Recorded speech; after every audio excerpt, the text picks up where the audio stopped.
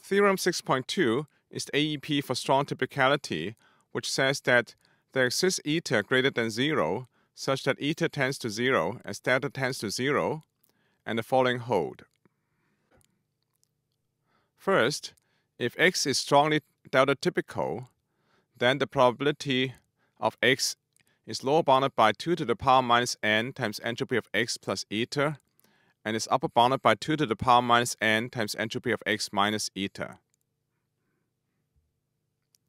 Second, for n sufficiently large, the probability that a random sequence x is strongly delta typical is greater than 1 minus delta. Third, for n sufficiently large, the size of the strongly delta typical set is lower bounded by 1 minus delta times 2 to the power n times entropy of x minus eta, and upper bounded by 2 to the power n times entropy of x plus eta. Note that the form of the strong AEP is very similar to the form of the weak AEP, and the interpretation is also similar.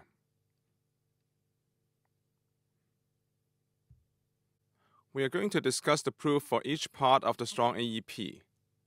Here we first give the proof idea for the first part. If x is strongly typical, then the empirical distribution is quote-unquote about right. If the empirical distribution is about right, then everything else, including the empirical entropy, would be about right. That is, minus 1 over n times log of the probability of the sequence is approximately equal to the entropy of x. This is equivalent to the probability of the sequence being approximately equal to 2 to the power minus n times the entropy of x.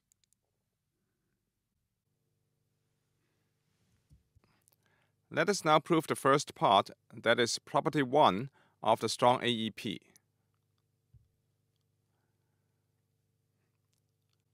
For any sequence x which is delta typical, we have p of the sequence x equals p of x1 times p of x2 all the way to p of xn. And this can be written as the product of all x in the support of x, px to the power n x semicolon sequence x. Here, we only need to take the product over all x in the support, because the number of occurrences of x in the sequence is equal to 0 for all x not in the support.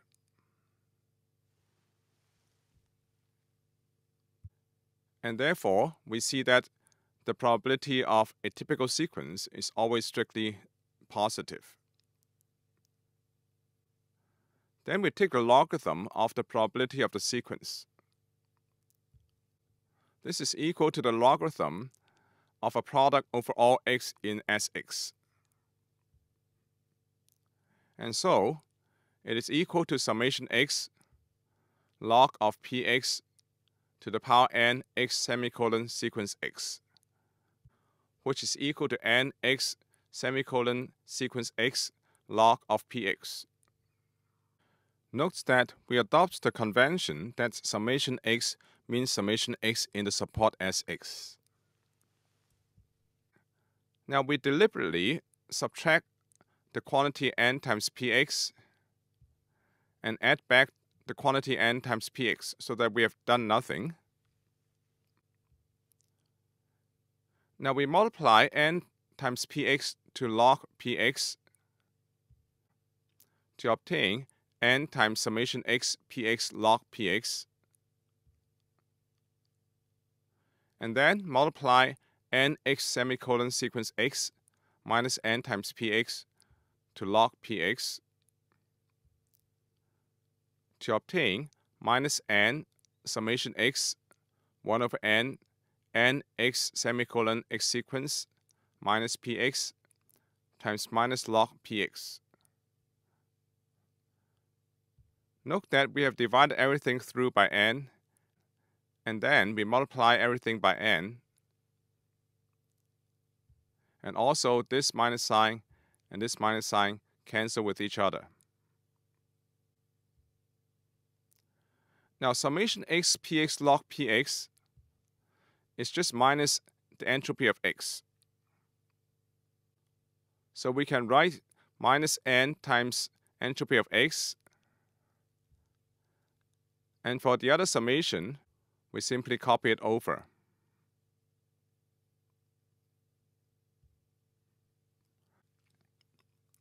Since x is delta typical, summation x, the absolute difference between the relative frequency of x and the probability of x, is less than or equal to delta. Now consider this summation in equation 1 and take the absolute value.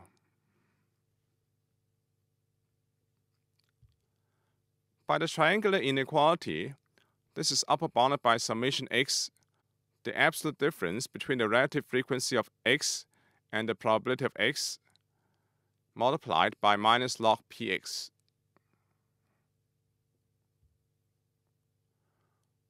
Now minus log px can be upper bounded by minus log minimum over all x in the support p of x.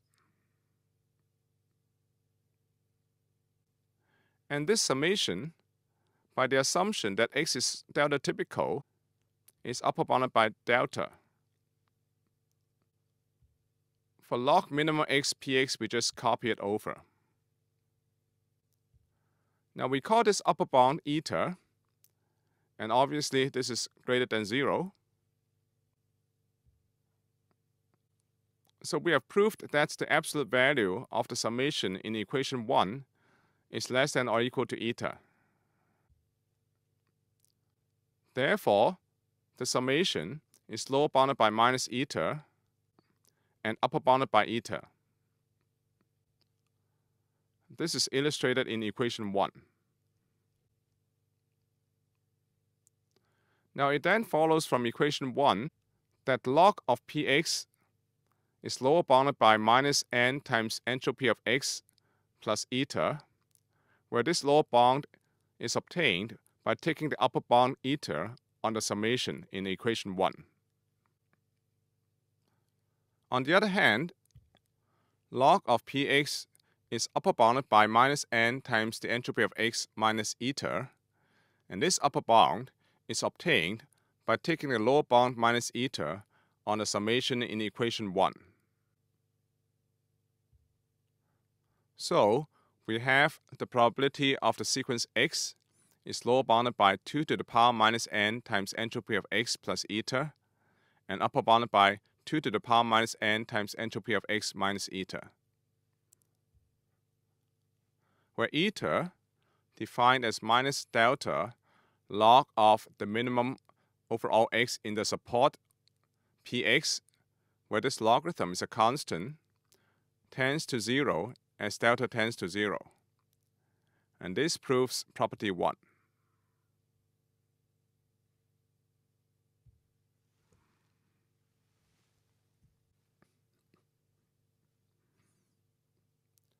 Let us now discuss the second property of the strong AEP, which says that for n sufficiently large, the probability of getting a strongly delta typical sequence is very close to 1, specifically greater than 1 minus delta.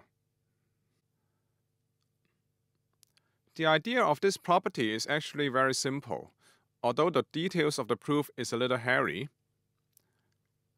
Basically, by the weak law of large numbers, with probability tending to 1, as n goes to infinity, the empirical distribution of the random sequence x is close to the true distribution px.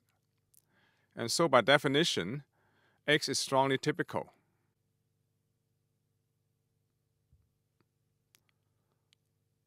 The proof goes as follows. To prove property 2, we write nx semicolon random sequence x equals summation k equals 1 up to n b sub k of x, where b sub k of x is an indicator random variable which is equal to 1 if xk is equal to x and 0 if xk is not equal to x. So bk of x tells whether xk is equal to x or not. And the summation k equals 1 up to n bk of x simply counts the number of occurrences of small x in the random sequence x.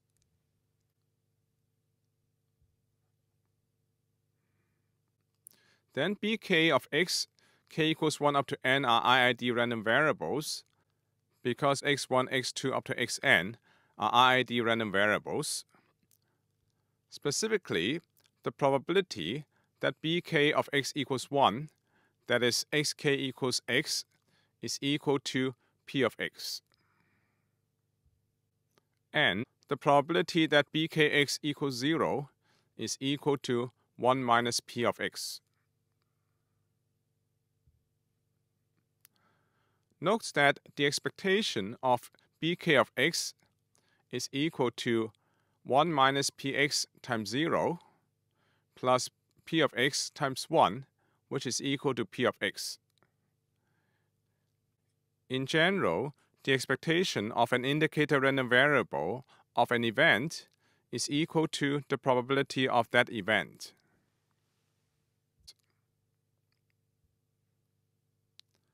Now, by the weak law of large numbers, for any delta greater than 0, and for any x in the alphabet, we have the probability that's the absolute value of 1 over n summation k equals 1 up to n bk of x, namely the average number of occurrences of the value x in the random sequence x, minus px, the probability of occurrence of the value x, greater than delta divided by the size of the alphabet, is less than delta divided by the size of the alphabet for n sufficiently large. In other words, the probability that the relative frequency of x deviates from the true probability px by a small amount is very close to 0. Then, the probability that the absolute value of 1 over n, n of x semicolon x minus px greater than delta divided by the size of the alphabet for some x, by our definition, is equal to the probability that the absolute value of 1 over n summation k equals 1 up to n bk of x minus px greater than delta divided by the size of the alphabet for some x. Now this is the probability of a certain event for some x, and hence we can write this as the probability of the union of the event over all x.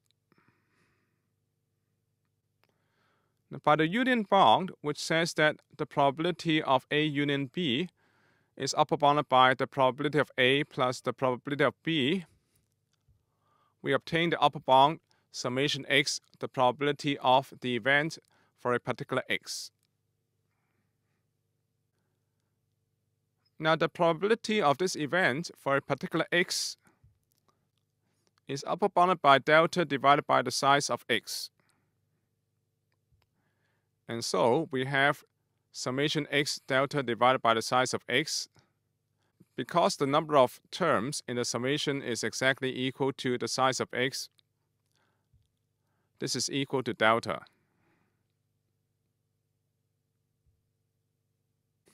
Now, the event summation x absolute value 1 over n, nx semicolon x minus px greater than delta implies the event absolute value 1 over n, nx semicolon x minus px greater than delta divided by the size of the alphabet for some x. Let us mark this event in yellow and this event in green. Then we have the probability of the yellow event is upper bounded by the probability of the green event. Therefore, the probability that x is strongly delta typical, which is equal to the probability that summation x, absolute value, 1 over n of x semicolon x minus px less than or equal to delta is equal to 1 minus the probability that this summation is greater than delta. And this is the yellow event. And so, this is greater than or equal to 1 minus the probability of the green event, which we have shown is less than delta. And therefore, we have obtained the upper bound 1 minus delta. This proves proposition 2.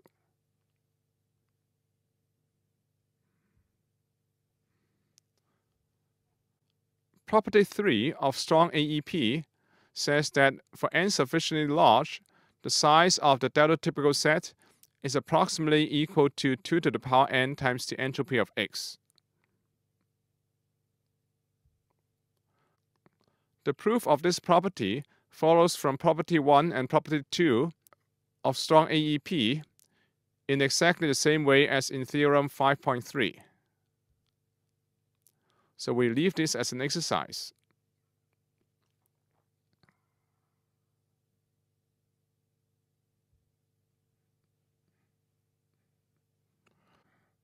Theorem 6.3 is a stronger result, which says that for sufficiently large n, there exists some function phi of delta, which is strictly positive, such that the probability of not getting a strongly typical sequence is less than 2 to the power minus n times phi of delta.